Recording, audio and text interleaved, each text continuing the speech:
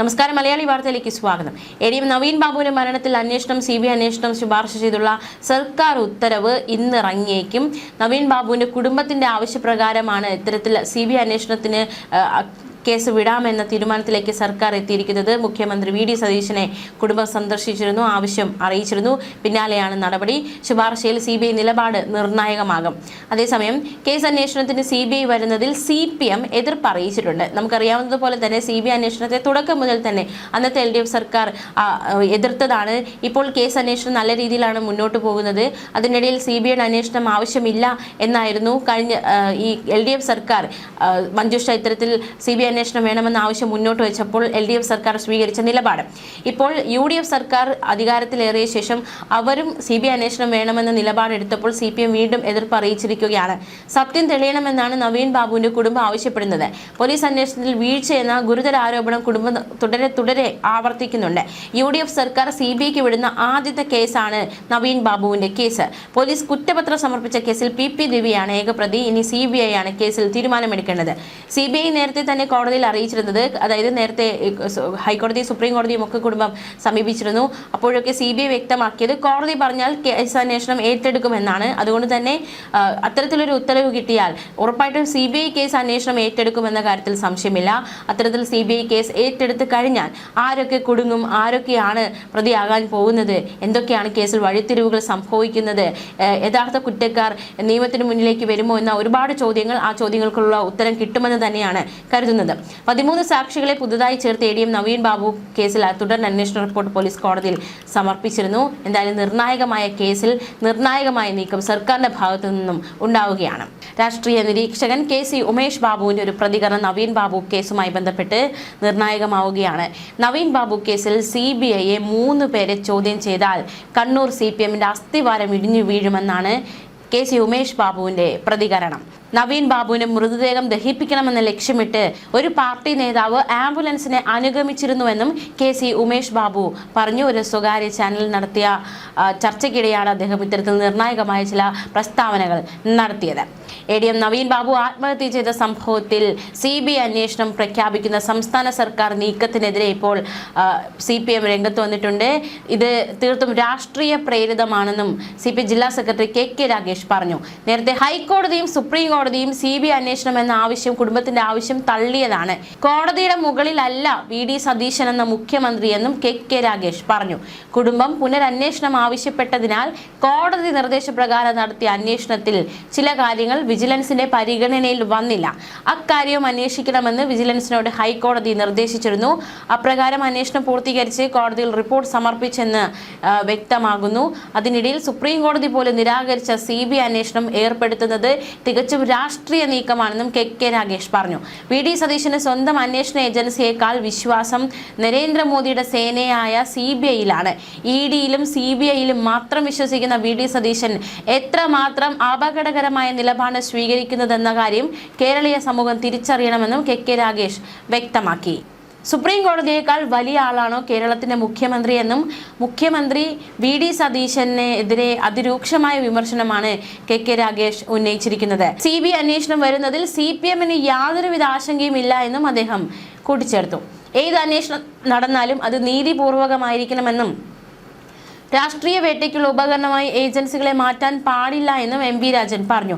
CBI എന്നത് ഒന്നിന്റെ അവസാന വാക്കല്ല. സംസ്ഥാന സർക്കാർ CPMനെ വേട്ടയാടാൻ വേണ്ടിയാണ് നിരന്തരം ശ്രമിക്കുന്നത്. കേസിൽ കുറ്റാരോപിതർക്കും നിയമപരമായി മുന്നോട്ട് നീങ്ങാൻ അവകാശമുണ്ടെന്നും അദ്ദേഹം ഓർമ്മിപ്പിച്ചു. നവീൻ ബാബുവിന്റെ കുടുംബത്തോടൊപ്പം CPM ഇല്ലെന്ന പ്രചാരണം തെറ്റാണ്. നീതി നടപ്പിലാകണമെന്നാണ് പാർട്ടി ആഗ്രഹിക്കുന്നതെന്നും നേതാക്കൾ പറഞ്ഞു. എന്തായാലും CBI അന്വേഷണത്തെ നവീൻ ബാബുവിന്റെ ഭാര്യ സ്വീകരിച്ചിട്ടുണ്ട്. ഈ കേസ് അന്വേഷണത്തിനായി CBI വിടാനുള്ള സംസ്ഥാന സർക്കാർ നീക്കത്തെ സ്വാഗതം ചെയ്യുകയായിരുന്നു നവീൻ ബാബുവിന്റെ ഭാര്യ മഞ്ജുഷ. തീരുമാനം വളരെയധികം ആശ്വാസകരമാണെന്നും മുഖ്യമന്ത്രിയും ആഭ്യന്തരമന്ത്രിയും നേരിൽ കണ്ട് സംസാരിച്ചിരുന്നുവെന്നും അവരുടെ ഭാഗത്ത് നിന്ന് പോസിറ്റീവായിട്ടുള്ള മറുപടി കിട്ടിയെങ്കിലും ഇത്ര വേഗം CBI അന്വേഷണത്തിലേക്ക് പോകുമെന്ന് പ്രതീക്ഷിച്ചില്ല എന്നും മഞ്ജുഷ പ്രതികരിച്ചു. കേസ് അന്വേഷണം CBIക്ക് വിടുന്നതിൽ പ്രതീക്ഷയുണ്ട്. CBI അന്വേഷണം നല്ല രീതിയിൽ പോകുമെന്ന് മനസ്സിലാക്കുന്നുവെന്നും മഞ്ജുഷ പറഞ്ഞു. ഈ കേസുമായി ബന്ധപ്പെട്ട് തുടരന്വേഷണത്തിനൊക്കെ ഉത്തരവുണ്ടായതാണ്. കുടുംബം ആവശ്യപ്പെട്ട 4 കാര്യങ്ങളിൽ തുടരന്വേഷണം നടത്തി റിപ്പോർട്ട് നൽകാൻ ഉത്തരവിട്ടിരുന്നു. പോലീസ് അന്വേഷണത്തിൽ 13 വീഴ്ചകൾ ചൂണ്ടിക്കാട്ടി നവീൻ ബാബുവിന്റെ ഭാര്യ മഞ്ജുഷ ഒരിക്കൽ കോടതിയെ സമീപിച്ചിരുന്നു.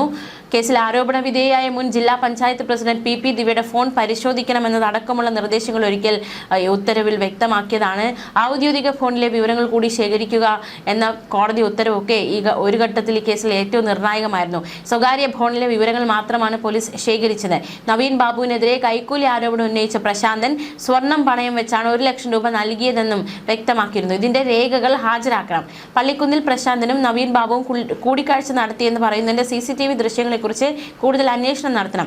കൈക്കൂലി കേസിൽ വിജിലൻസിൽ പരാതി നൽകിയെന്ന് പറയുന്നുണ്ട്. വിജിലൻസ് ഉദ്യോഗസ്ഥർ കേസിൽ ഇടപെട്ടത് എങ്ങനെയാണെന്ന് അന്വേഷിച്ച് അവരുടെ മൊഴി ഉൾപ്പെടെ രേഖപ്പെടുത്തണമെന്നും ഉത്തരവിൽ വ്യക്തമാക്കിയിരുന്നു. തുടരന്വേഷണം വേണമെന്നാവശ്യപ്പെട്ട് ആദ്യം കണ്ണൂർ മജിസ്ട്രേറ്റ് കോടതിയാണ് കുടുംബം സമീപിച്ചത്. തുടർന്ന് കേസ് തലശ്ശേരി അഡീഷണൽ സെഷൻസ് കോടതിയിലേക്ക് മാറ്റുകയായിരുന്നു. 3 തവണ വാദം കേട്ട ശേഷമാണ് വിധി വന്നത്. അന്വേഷണം മെയ് 30-നുള്ളിൽ പൂർത്തിയാക്കണമെന്നും ഉത്തരവിൽ വ്യക്തമാക്കിയിരുന്നു. എന്തായാലും ഈ കേസുമായി ബന്ധപ്പെട്ടിപ്പോൾ CBI അന്വേഷണം എന്ന നിർണായക കടമ്പയിലേക്ക് അന്വേഷണ സംഘം കടക്കുകയാണ്. 2024 ഒക്ടോബർ 15-ന് പുലർച്ചെയാണ് നവീൻ ബാബുവിനെ കണ്ണൂർ നഗരത്തിലെ ക്വാർട്ടേഴ്സിൽ തൂങ്ങി മരിച്ച നിലയിൽ കണ്ടെത്തിയത്. പെട്രോൾ പമ്പിന്റെ അപേക്ഷയിൽ നടപടിയെടുക്കാൻ വൈകിയതിന്റെ പേരിൽ അന്നത്തെ ജില്ലാ പഞ്ചായത്ത് പ്രസിഡന്റ് പി ദിവ്യ പരസ്യമായി അവഹേളിച്ചതിനെ തുടർന്നായിരുന്നു ആത്മഹത്യ എന്നാണ് ആരോപണം ഉയർന്നത്. പത്തനംതിട്ടയിലേക്ക് സ്ഥലമാറ്റം കിട്ടിയ നവീൻ ബാബുവിന് സഹപ്രവർത്തകർ കളക്ടറേറ്റിൽ നൽകിയ യാത്രയയപ്പ് യോഗത്തിൽ ക്ഷണിക്കപ്പെടാതെ എത്തിയാണ് പി ദിവ്യ ആക്ഷേപ പ്രസംഗം നടത്തിയത്. എന്തായാലും ഈ സംഭവവുമായി ബന്ധപ്പെട്ട് അതായത് വളരെ ആരോപണ വിധേയയായി പി ദിവ്യ അറസ്റ്റ് ചെയ്യപ്പെട്ടു. പിന്നീട് ജാമ്യത്തിലിറങ്ങി. മാത്രമല്ല കണ്ണൂർ കളക്ടർ അടക്കമുള്ളവരും നിയമക്കുരുക്കിൽപ്പെട്ടതാണ്.